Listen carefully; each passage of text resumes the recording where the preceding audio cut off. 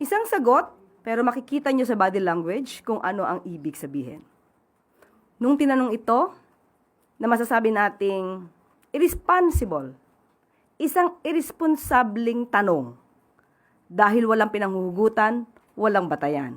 Itinanong sa kanya, ano masasabi patungkol sa di umanong lumalalang kalusugan ng Pangulo. Doon pa lang sa word na lumalalang kalusugan, alam natin na walang basihan.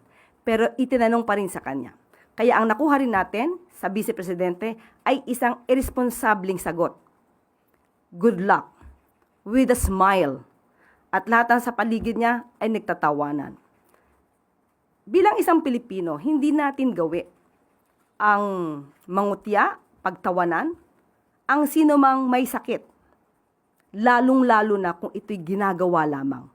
Ginagawang sakit para masira ang Pangulo. Ang sabi nga nila, an idle mind is the playground.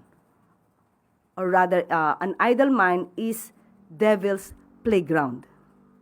So makikita natin, tumawa, is that a last laugh mentality or mockery of misery?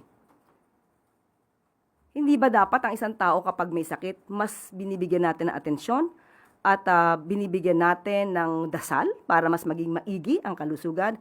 Hindi mo tatawanan at parang ikaw pa ay sarcastic sa iyong mga kasagutan.